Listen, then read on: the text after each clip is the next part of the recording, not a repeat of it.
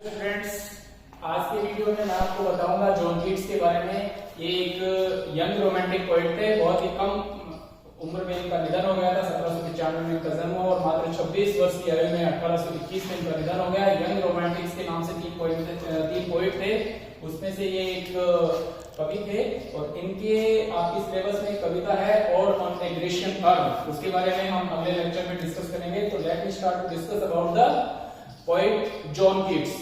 John Keats का जन्म हुआ था 31 अक्टूबर 1795 में। ये अपने माँ बाप के सबसे बड़े बेटे थे।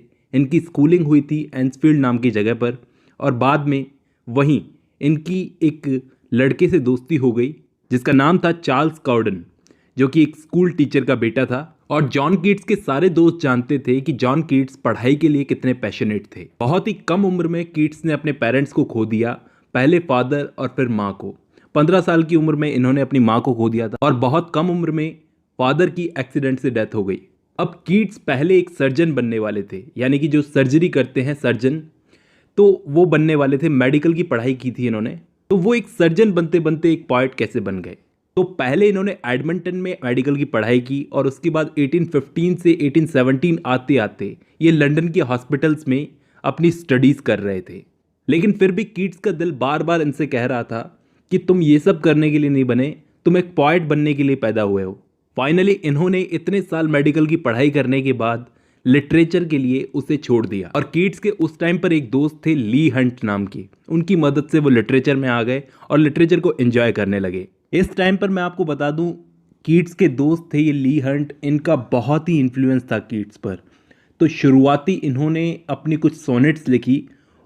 इनकी मदद से, ली हंट की मदद से, एक द एग्जामिनर में उन सोनेट्स को पब्लिश करवाया कीट्स ने। लेकिन अफसोस उन सोनेट्स ने रीडर्स को कुछ ज़्यादा अट्रैक्ट नहीं किया खास। कीट्स के उस वक्त के जो शुरुआती वर्क्स थे वो सिर्फ उनके फ्रेंड्स को पसंद आते थे। बाकी लिटरेरी वर्ल्ड में कीट्स पर अटैक हो रहे थे क्योंकि सारे के सारे उस वक्त कीट्स को एक नौसिखिया समझते थे। लोग कीट्स को बिल्कुल छोड़ते नहीं थे, बहुत ही बुरा बुरा लिखते थे और कीट्स उनकी सब बातों को दिल पर ले लेते थे।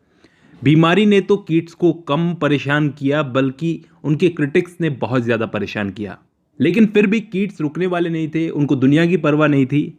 वो तो मानते थे कि हम तो लिखेंगे। कीट्स को 1817 के वर्क्स के लिए बहुत क्रिटिसाइज किया गया, लेकिन 1818 में फिर से इन्होंने अपने वर्क्स को पब्लिश किया।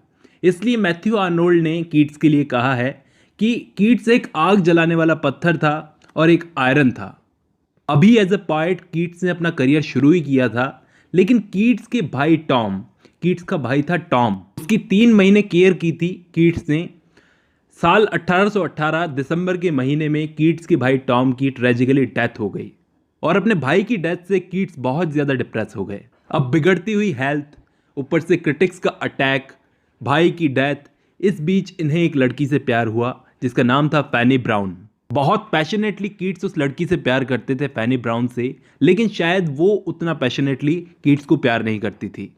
तो दुख बहुत था जिंदगी में, चारों तरफ से हालत खराब थी, ऊपर से खराब हेल्थ, ट्यूबरक्लोसिस था कीट्स को, यानी कि टीबी की बीमारी थी। दोस्तों यहाँ पर मैं आपको बता दूं कि कई सारे स्कॉलर्स मानते हैं, कई सारे लोग मानते हैं कि फैनी ब्राउन कीट्स से शादी करने के लिए तैयार भी हो गई थी, लेकिन कीट्स ने उनसे शादी नहीं की। वो मानते थे कि एक तो मैं गरीब हूँ, ऊपर से मेरी हेल्थ खराब, तो मैं किसी पर बोझ नहीं बनना चाहता। इस बीच कीट्स की लाइफ के 2 साल ऐसे थे जो उनके लिटरेरी करियर के लिए बहुत ही स्पेशल हैं, 1819 और 1820। ये 2 साल कीट्स की लाइफ के बहुत ही अच्छे थे क्योंकि फैनी से प्यार में पड़ने के बाद उन्हें एक नई एनर्जी आई। उन्होंने 1819 बहुत ही ज़रूरी साल है कीट्स की लाइफ का। उन्होंने 1819 में अपनी लाइफ की सबसे फेमस ओड्स को लिखा, जैसे ईव ऑफ सेंट एग्नेस। ये कीट्स का सबसे पहला मैच्योर वर्क माना जाता है। Eve of Saint Agnes, ode to autumn, ode to a nightingale, on a Grecian urn और एक बैलेड भी लिखी थी। तो ये सारे वर्क्स आज एक मास्टरपीस माने जाते हैं। पीबी शैले कीट्स के हाइपीरियन से बड़ा इंप्रेस हुआ था। उसने कीट्स को अपने पास आकर रहने के लिए इनवाइट किया, लेकिन कीट्स ने मना कर दिया। दोस्तों शैले कीट्स का पहला ऐसा कंटेम्प्रेरी था जिसने कीट्स के टैलेंट को अच्छे से पहचाना। कीट्स को अपनी लाइफ में सबसे ज़्यादा डर लगता था मौत से। एक बीमारी जो कीट्स की पूरी फैमिली को खा गई, उनकी माँ को, उनके भाई को, ट्यूबरक्लोसिस, उससे कीट्स भी जूझ रहे थे। अपनी पोएम्स के अंदर कीट्स ने अपने इस डेथ के डर के बारे में लिखा है। 1820 में कीट्स के डॉक्टर ने उनसे कहा कि आपकी लंग्स बहुत कमज़ोर हो गए हैं और इंग्लैंड की आने वाली सर्दियां बर्दाश्त नहीं कर सकेंगे, तो आप इटली चले जाओ, वहां का माहौल थोड़ा सा गर्म है। तो सितंबर 1820 में कीट्स अपने दोस्त जोसेफ के साथ में इंग्लैंड से इटली चले गए। 1821 फरवरी का महीना कीट्स की रोम में डेथ हो गई और मरने से पहले इन्होंने कहा था कि मेरी कब्र पर मेरा नाम मत लिखना, बल्कि उन्होंने खुद चूज़ किया था कि क्या लिखना है। उन्होंने कहा था कि मेरी कब्र पर मेरा नाम मत लिखना, बल्कि ये लिखना कि यहाँ वो लेटा हुआ है जिसका नाम पानी पर लिखा हुआ था। बहुत ही कम उम्र में मरने वाला ये पोएट इंग्लिश लिटरेचर पर अपनी गहरी छाप छोड़ गया। तो अब हम कीट्स के कुछ वर्क्स पर नज़र डालते हैं। कीट्स ने अपने पोएटिक करियर की शुरुआत की थी साल 1817 से, जब वो एक जवान लड़के थे। तो एक छोटा सा कलेक्शन उन्होंने पब्लिश करवाया था जिसमें कीट्स की ये पोएम्स थी। और मैंने आपको बताया कि इन पोएम्स को पब्लिश करवाने के बाद कीट्स को बहुत सारा क्रिटिसिज्म झेलना पड़ा कि बहुत ही बचकाना लिखता है, बहुत चाइल्डिश लिखता है। लेकिन इसी के अगले साल 1818 में कीट्स ने एंडीमियन नाम की पोएम को पब्लिश किया। और आपने कीट्स की एक बहुत ही फेमस लाइन कभी ना कभी कहीं ना कहीं सुनी होगी, a thing of beauty is a joy for ever. वो लाइन कीट्स ने इसी पोएम के अंदर शुरुआती लाइन दी है, a thing of beauty is a joy for ever. ये पोएम 4 बुक्स में है और पहली ही बुक की पहली ही लाइन है ये। और इसके बाद साल 1819 और 1820 में कीट्स की लाइफ के जो सबसे बेस्ट साल थे उनके करियर के लिए, जिसमें कीट्स ने ये वर्क्स लिखे। और इन सब वर्क्स के अलावा कीट्स ने अपनी लाइफ में कुछ सक्सेसफुल सोनेट्स भी लिखी। और इन सब सोनेट्स के अलावा एक सोनेट ऐसी भी थी जिसमें कीट्स ने अपने मौत के दर्द को बयां किया है। उस सोनेट का नाम है I have fears that may cease. इस सोनेट को कीट्स ने शेक्सपियरियन फॉर्म में लिखा है। और इसके अलावा कुछ वर्क्स जिनको वो पूरा नहीं कर सके, जैसे the Eve of Saint Mark और ऑथो, जो कि कीट्स का एक पोएटिक ड्रामा था। अब बात करते हैं कीट्स की इंस्पिरेशन कौन कौन थे। सबसे पहले तो एडमंड स्पेंसर। एडमंड स्पेंसर से वो जितना प्रभावित थे शायद ही किसी और से रहे होंगे। चौसर और मिल्टन, एडमंड स्पेंसर, चौसर और मिल्टन, इन तीनों ने सबसे ज़्यादा कीट्स को इन्फ्लुएंस किया। इसके अलावा उनके खुद के दोस्त शुरुआती पोएटिक करियर के ली हंट। माना जाता है कि कीट्स अगर कुछ साल और जिंदा रह लेते तो पोएट्री लिखने में वो शेक्सपियर के लेवल तक पहुंच सकते थे। और मैथ्यू आर्नोल्ड ने तो कीट्स के लिए कहा भी है, ही इज विथ शेक्सपियर। क्योंकि सोचो, जिस आदमी ने अपनी लाइफ के 3 साल सिर्फ पोएट्री लिखने और पब्लिश करवाने में सिर्फ 3 साल दिए, वो अगर थोड़ा टाइम और जिंदा रह लेता, उसकी लाइफ में उसको थोड़ा टाइम और मिल जाता, तो वो और क्या क्या कर सकता था। लेकिन फिर भी 1817 में जो कीट्स के वर्क्स पब्लिश हुए थे, उनको देखकर उनका मजाक बनाने के लिए एक वर्ड यूज किया था उनके लिए, Cockney. Cockney school of poetry से हैं कीट्स।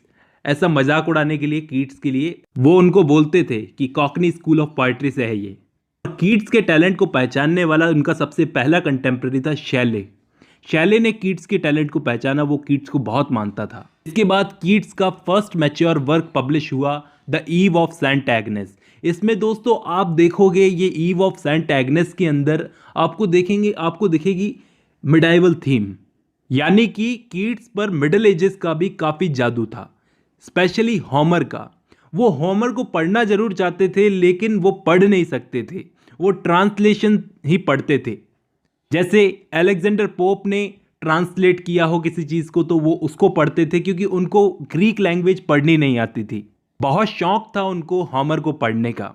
तो ईव ऑफ सेंट एग्नेस में आपको मिडाइवल थीम्स मिलेंगी। मिडाइवल टच डालने की कोशिश करते थे अपनी पोएम्स के अंदर। जैसे ईव ऑफ सेंट मार्क, जिसको कीट्स पूरा नहीं कर सके थे, उसमें भी आपको मिडाइवल टच मिलेगा। होमर के भी बहुत बड़े फैन थे कीट्स। लेकिन ये चीज़ याद रखना कि सबसे ज़्यादा कीट्स पर प्रभाव था एडमंड स्पेंसर का। वो एडमंड स्पेंसर के बहुत ग्रेट फॉलोअर थे। और एक चीज़ जो कीट्स को उनके कंटेम्प्रेरीज से अलग बनाती है वो ये है कि जहाँ वर्ड्सवर्थ अपनी पोइट्री में सुधार ला रहे थे, मतलब पोइट्री लिखने के तरीके में सुधार ला रहे थे उस टाइम के, और स्कॉट कहानियाँ सुना रहे थे, शैले नेचर में फैक्ट्स ढूंढ रहा था, साइंस को नेचर से जोड़ रहा था, वहाँ कीट्स को नेचर में सिर्फ ब्यूटी दिखती थी। वो बोलते थे उनके हिसाब से truth is beauty, beauty is truth. सच ही सुंदरता है और सुंदरता ही सच है। इस वीडियो को ख़त्म करते करते एक बात मैं आपको कीट्स के बारे में और बताना चाहूँगा। उनको सेंशुअस पोएट कहा जाता है। उसका रीज़न ये है कि इंसान की 5 सेंसेस होती है, टच, टेस्ट, स्मेल, साइट और हियरिंग। जो वो टच करके महसूस करता है किसी चीज़ को, टेस्ट करके, स्मेल करके, देख कर, सुनकर,